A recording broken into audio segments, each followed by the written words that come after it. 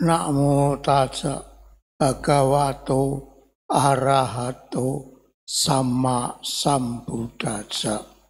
Namo tassa bhagavato arahato sama sambuddhassa. Namo tassa bhagavato arahato sama sambuddhassa. Terpujilah Sang Bhagawa yang Maha Suci, yang telah mencapai penerangan sempurna. Terpujilah Sang Bhagawa yang Maha Suci, yang telah mencapai penerangan sempurna. Ya, pada hadirin atau para upasaka-upasika yang berbahagia, yang menghadiri kebaktian pada hari ini, bahwa kita umat Buddha sekarang lagi merayakan apa yang disebut Hari Raya Katina, atau juga disebut Hari Persembahan Jubah. Terutama yang umat Buddha yang berada di desa-desa yang jarang kedatangan biku pun juga tidak kalah, mereka merayakan hari raya itu. Karena itu umat Edaka banyak yang pergi ke Temanggung, di mana mereka singgah ke wihara yang ditinggali oleh Bante Jayaratano dan melaksanakan Katina di sana.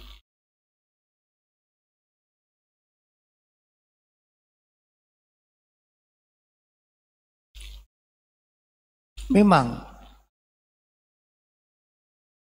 bulan Katina merupakan pesta kebajikan bagi umat Buddha kita yang merasa bersyukur atau senang hati, bermudita cita bahwa pada masa itu banyak atau para biku telah keluar masa wasa, yaitu selama puasa artinya adalah masa penghujan. Jadi pada waktu zaman Sang Buddha, saat musim penghujan, tentunya di India terutama itu adalah musim tanam. Jadi sawah-sawah kebanyakan sedang menanam benih-benih, dan para biku dahulu banyak yang mengembara, melakukan perjalanan jalan kaki untuk membabarkan dhamma.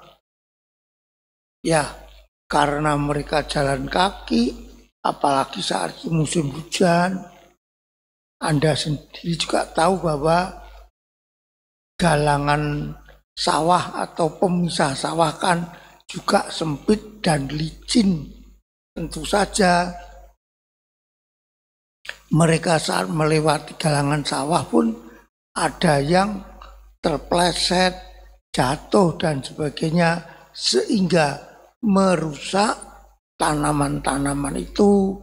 Karena itu para petani lapor kepada Sang Bhagawa atau Sang Buddha, Bhagawa, pada saat musim hujan, kita petani adalah saatnya untuk menanam tanaman-tanaman yang baru ditanam.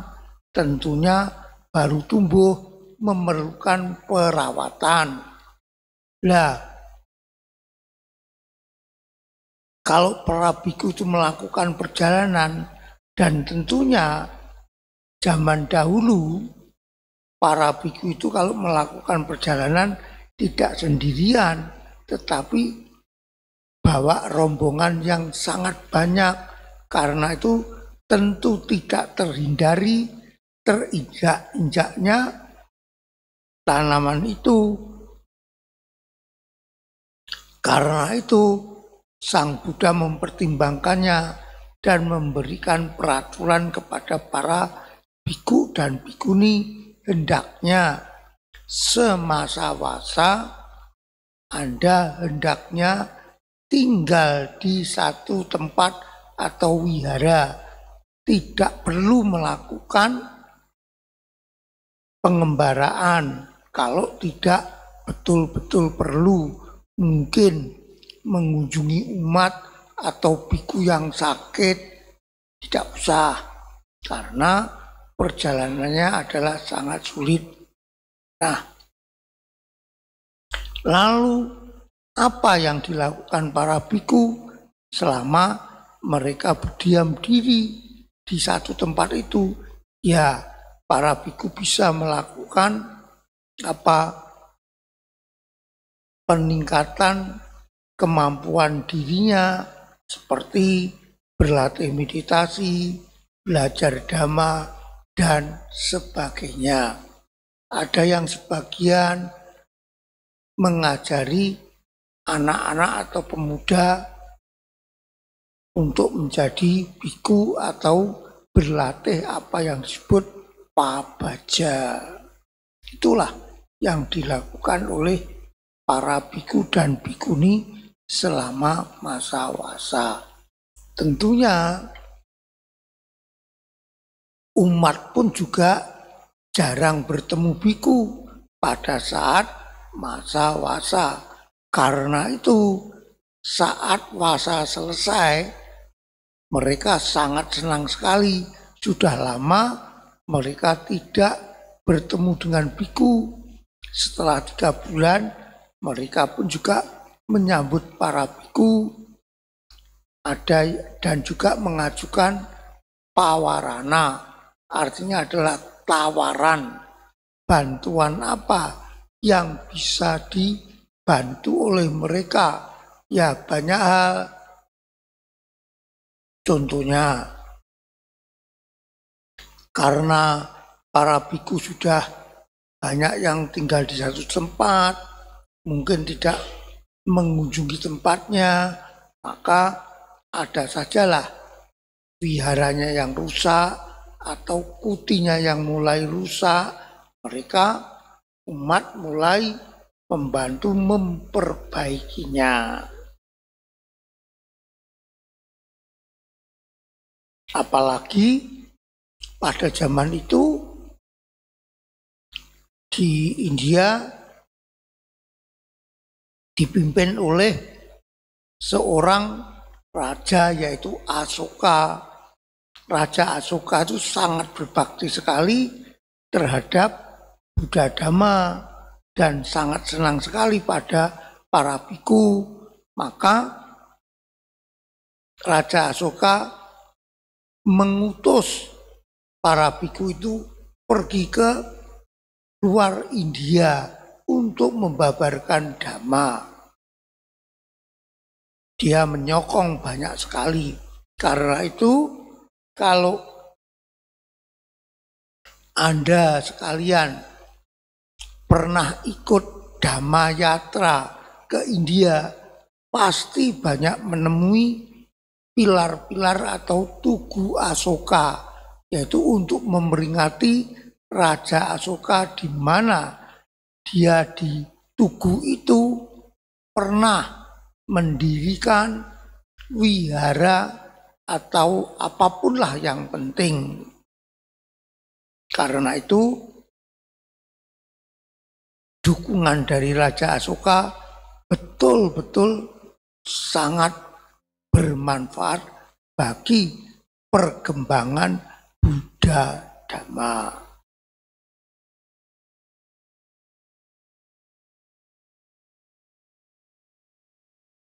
Ya, walaupun Raja Asoka juga terkenal raja yang suka berperang, menjajah negara-negara lain. Kan zaman waktu itu kan India masih kerajaan-kerajaan. Jadi banyak negara-negara yang saling berperang. Kemudian Raja Asoka ini mulai insaf bahwa tindakannya atau kelakuannya itu ternyata adalah terlalu kejam dan menyengsarakan rakyat lain. Ada satu negara kecil yang tidak mau takluk Raja Asoka, yaitu Kerajaan Kalingga. Nah, mungkin Anda pun juga sudah pernah melihat filmnya. Nah, sehingga dia harus berperang. Padahal putri dari Raja Kalingga itu adalah kekasihnya. Karena itu dia mulai menyesal. Setelah menyesal, dia mulai mengabdi atau mendukung Buddha Dhamma. Karena itu kalau Anda ikut Dhamma Yatra, akan banyak sekali menemui pilar-pilar Asoka. Salah satu pilar, ya banyaklah itu, tapi terkenal, yaitu Raja Asoka itu menulis di situ bahwa untuk menghormati agama kita, sebetulnya kita perlu juga menghormati, menghargai agama lain. Dengan demikian, agama kita pun juga akan dihormati oleh agama lain. Jadi sangat terkenal sekali gelar Asoka.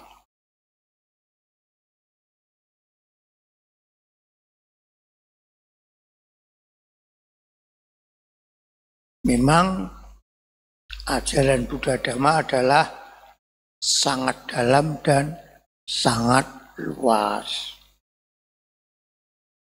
Siapa yang mau mempraktekkan, maka hasilnya langsung didapat. Artinya tidak perlu kita menunggu terlalu lama seperti kepercayaan-kepercayaan agama lain, yaitu harus menunggu dulu kalau kita sudah meninggal, nanti kalau kita melakukan ajaran itu akan terlahir di surga setelah meninggal. Tapi ajaran Buddha tidak perlu demikian. Karena itu ada kata-kata yang sangat terkenal yang tercatat di dalam Dhammanusati, yaitu ehipasiko, yaitu datang, melihat, atau Dhamma bisa dibuktikan atau mengundang untuk dibuktikan secara langsung. Itulah manfaat kita mempraktekannya. Ya memang untuk mempraktekannya kita perlu suatu keyakinan atau sada yang benar. Lalu bagaimana cara kita membangun atau membentuk sada keyakinan yang benar itu bagaimana? Jalan satu-satunya yaitu perlu kita belajar dhamma atau yang dalam bahasa Pali disebut pariyati.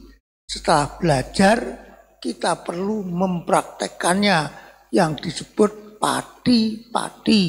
Barulah kita akan memetik buahnya yang disebut pati weda. Jadi ada 3 tahapan. Pariyati belajar, pati-pati yaitu mempraktekkan, pati weda menuai hasilnya atau membuktikan hasilnya. Contohnya, mungkin di antara Anda juga ada yang heran. Ada seseorang itu kok gemar sekali berdana ya, padahal kehidupannya itu ya tidak terlalu kaya. Itu pasti ada sebabnya. Kalau Anda sendiri tidak mempraktekkan, tidak melakukan pati-pati tentang apa yang disebut dana paramita, Anda tidak akan mengetahui hasilnya sehingga membuat atau mendorong seseorang bisa melakukan sedemikian besarnya. Memang Buddha Dhamma perlu dipraktekkan dan buktinya itu dapat kita rasakan secara langsung. Tidak perlu menunggu waktu yang lama.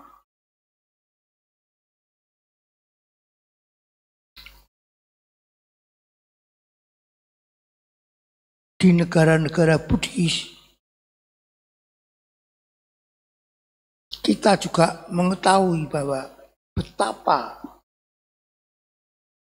hebatnya Buddha Dhamma, sehingga negara-negara itu yang menerapkan ajaran Buddha sebagai landasannya itu betul-betul hidup damai. Contohnya, suatu negara yang kecil yaitu Bhutan. Tapi kalau Anda pernah ke Bhutan, Anda akan terkagum-kagum. Memang alamnya sangat indah. Ya, kita bisa banyak orang mengatakan bahwa Bhutan itu merupakan Switzerland-nya Asia. Memang sangat indah sekali. Dan Anda mengetahui di sana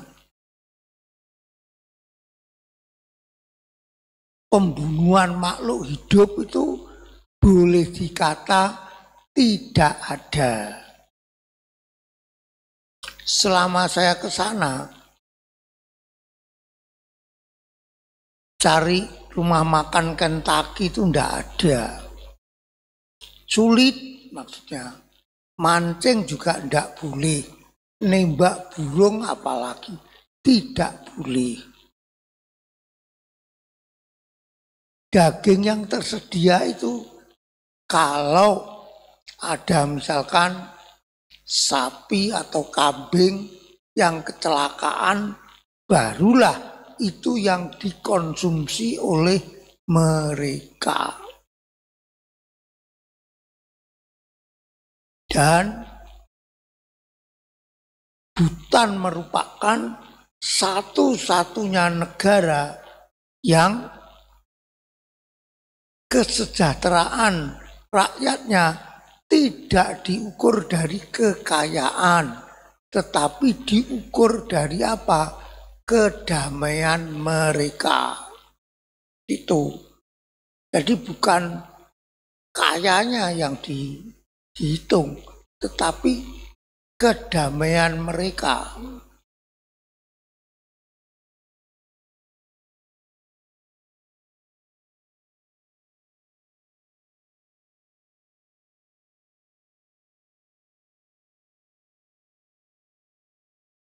Apalagi di negara kita yang akhir-akhir ini pun juga bisa membuat resah bagi diri kita. Seperti demo-demo yang diadakan masyarakat yang tidak puas. Sehingga acara patidana kita dulu hampir saja tidak jadi, hampir. Tapi setelah dirundingkan, ya kita bisa mengadakan secara diam-diam lah. Sini kan lingkungan perumahan yang cukup aman dan juga bisa dilakukan secara online.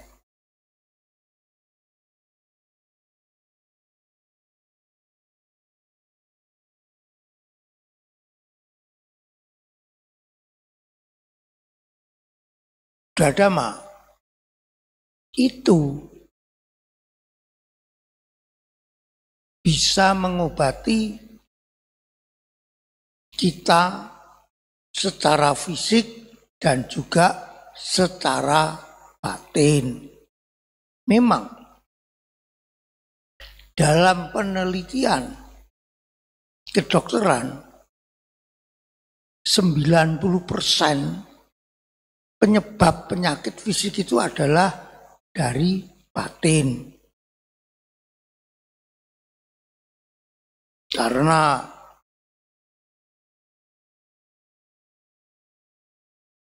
persaingan sekarang yang berat, sehingga banyak pekerja itu yang mendapatkan tekanan dari pekerjaannya.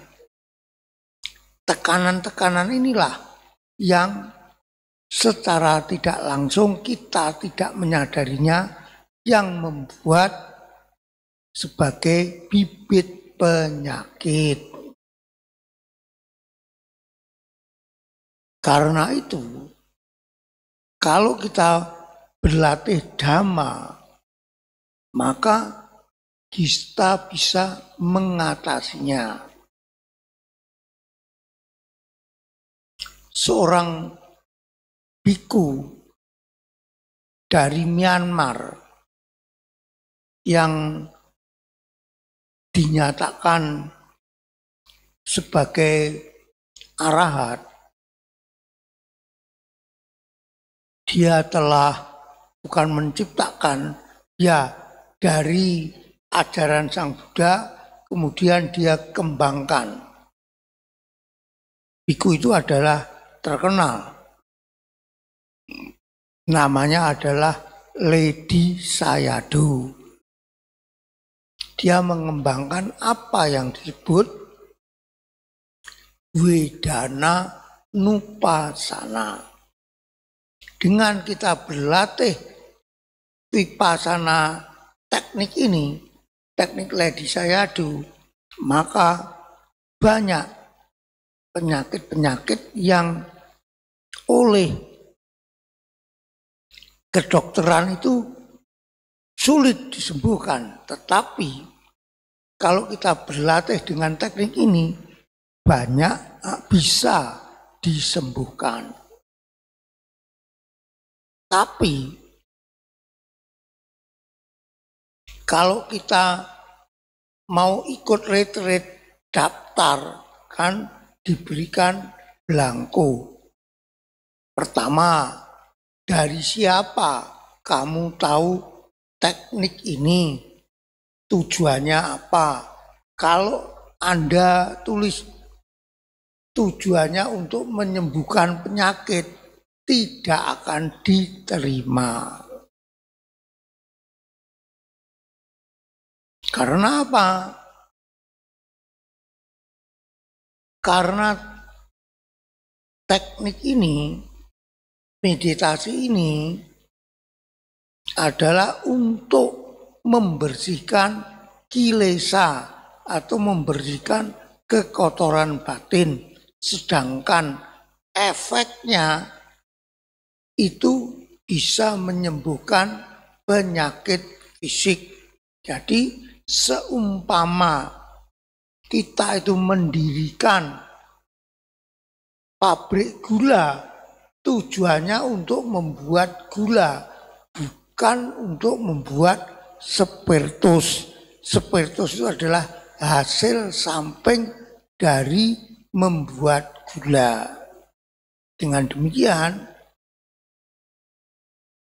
yang ajaran Ledi Sayadaw ini dilanjutkan oleh Goenka. Goenka itu adalah orang India yang lahir di Myanmar. Dulunya Goenka sendiri itu sakit migrain, tapi tidak sembuh-sembuh. Dia sudah pergi ke Eropa, ke Jerman dan sebagainya, tidak bisa disembuhkan. Sembuh sebentar ya kambuh lagi. Suatu saat dia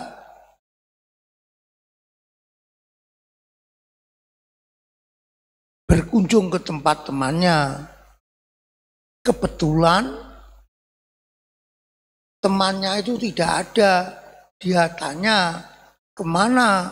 Oh, temannya si Goenka ini lagi ikut retreat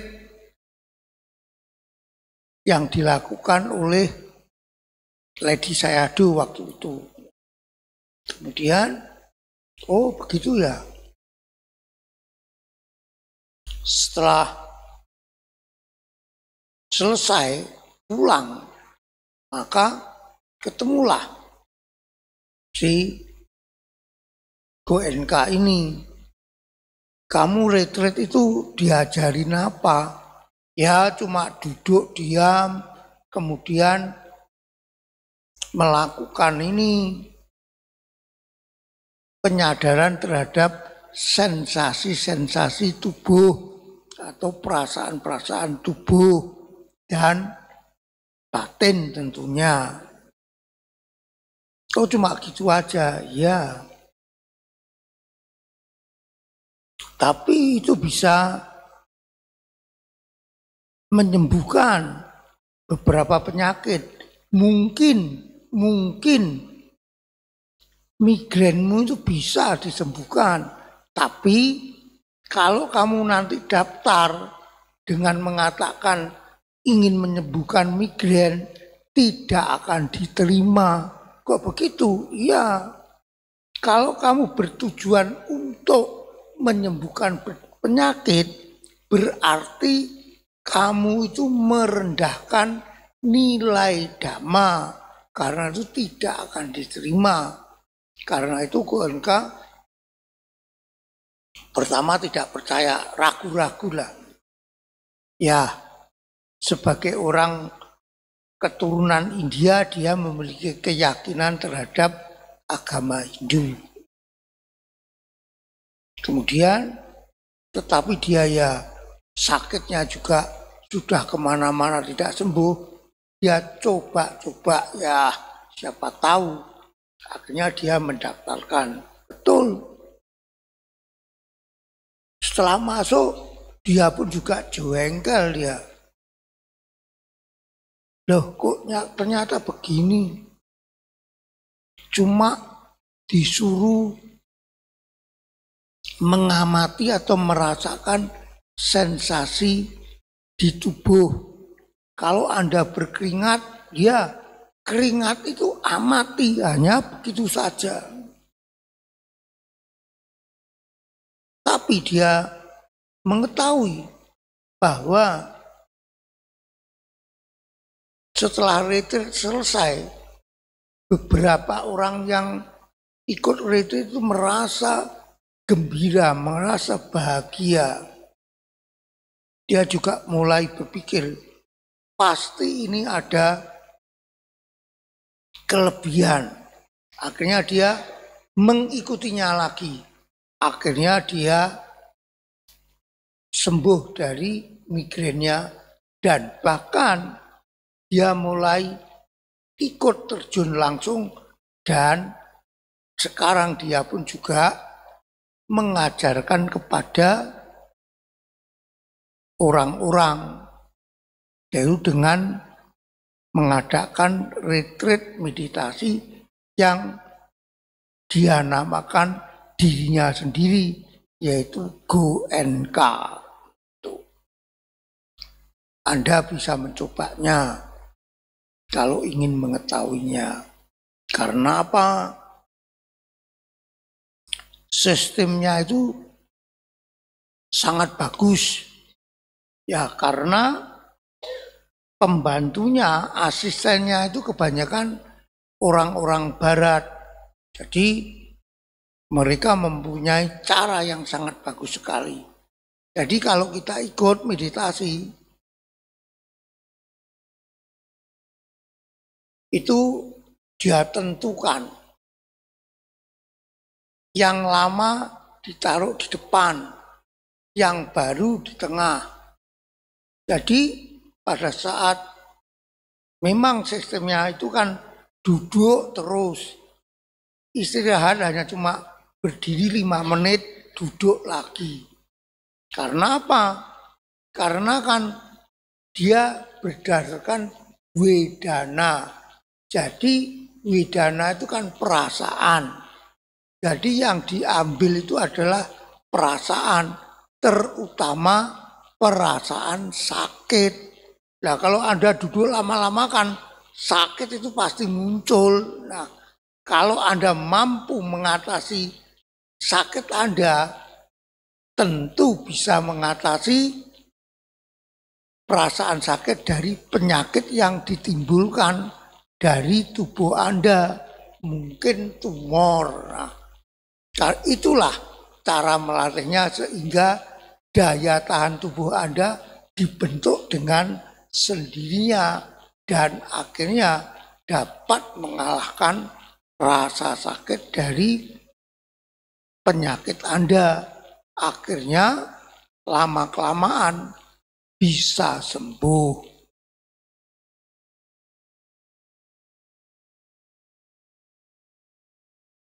Ya kalau di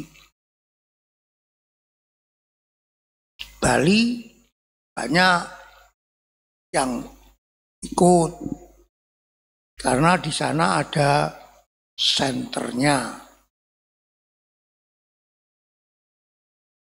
Kalau di sini dulu maksudnya di Jawa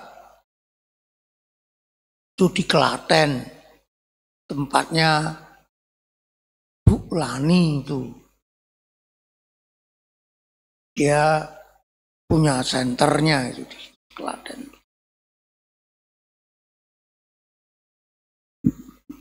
Ya itu kalau Anda ingin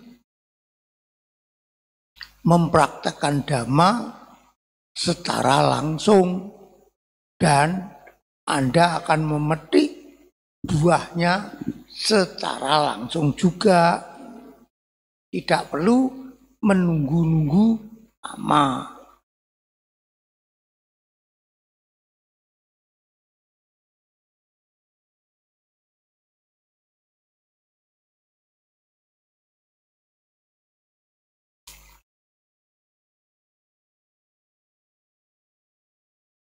Ya, kalau saya sendirian yang ngomong terus kan berarti kan satu arah. Alangkah baiknya kalau 2 arah dari Anda pun juga ada masukan atau pertanyaan. Kalau saya sendirian lama-lama saya juga blank gitu loh. Ya. Ya, silakan kalau ada pertanyaan apa saja. Jadi sistemnya 2 arah. Jadi Anda tidak cuma duduk diem manis enak-enak begitu. Saya yang pusing ya.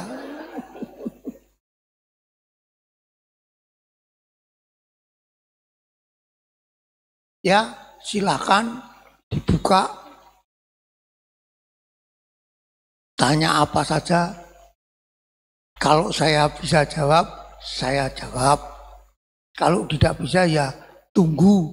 Nanti kan katinaan kan ada bante lain datang, saya tanyakan gitu loh.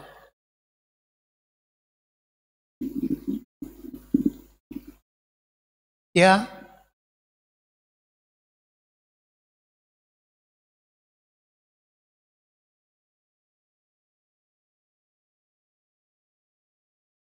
oh di Butan ya betul.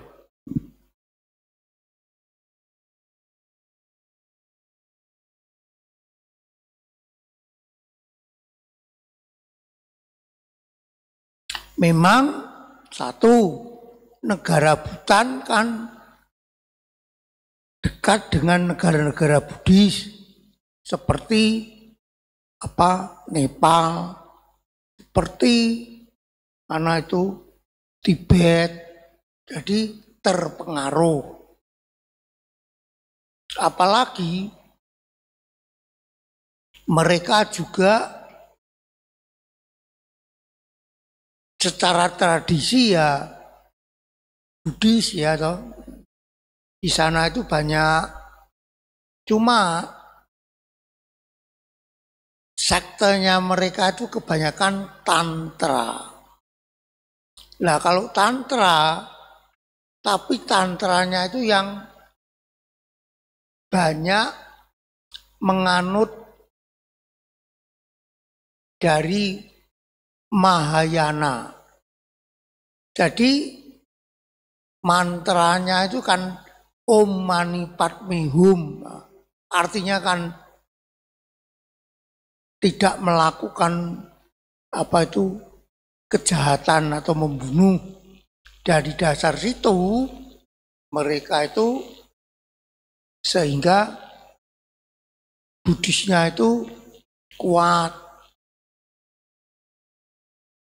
tidak melakukan pembunuhan dan sebagainya. Lagi pula mereka itu kalau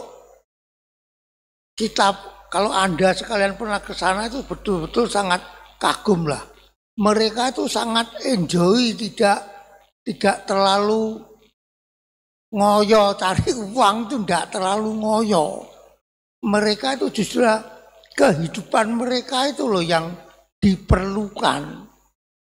Jadi seperti anak-anak sekolah itu hidupnya itu santai begitu loh.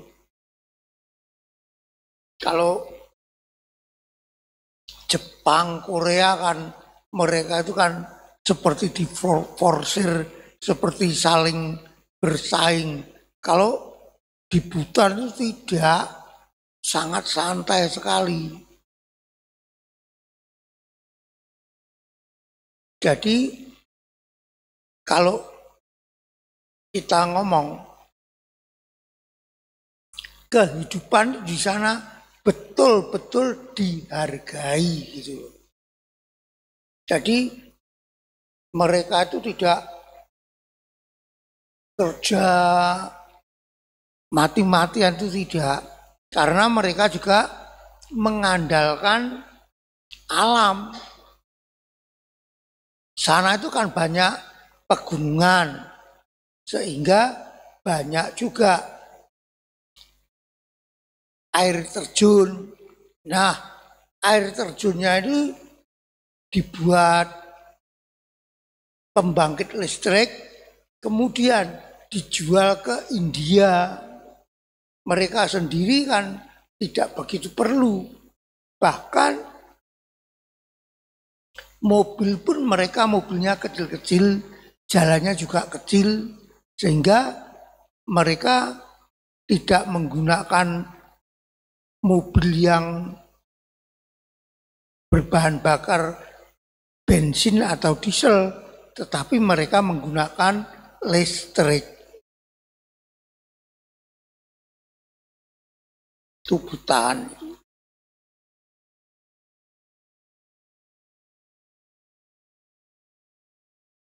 Kalau tradisinya mereka memang tradisi Tibet, jadi banyak apa yang disebut song.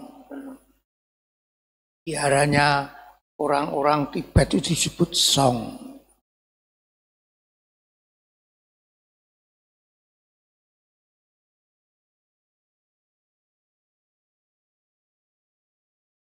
Dan pembacaan mantra Om Mani Padme Hum betul-betul membudaya di sana. Seperti kincir angin, kincir air itu ya ada tulisannya itu Om Mani Padme Hum. Dan di setiap song itu pintunya akan besar-besar. Nah, di samping kanan kiri pasti ada gambaran hukum Paticca Samuppada. Itu ciri khasnya itu.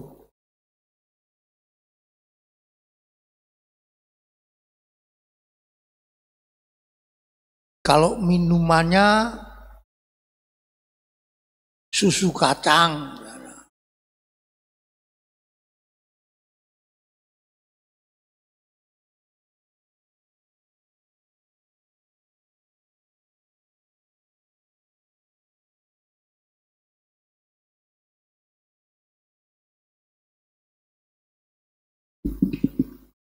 Olahraganya tuh memanah.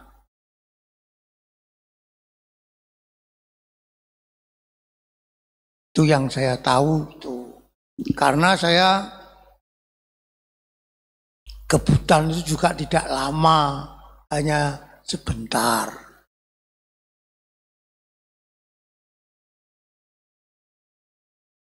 Jadi yang bisa saya ketahui ya itu.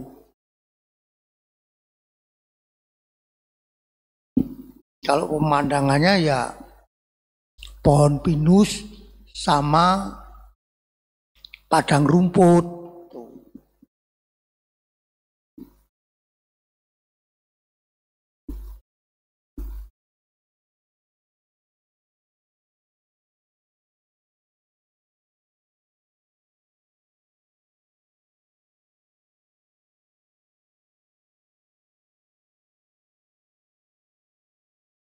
Ya bisa ditutup kalau tidak ada.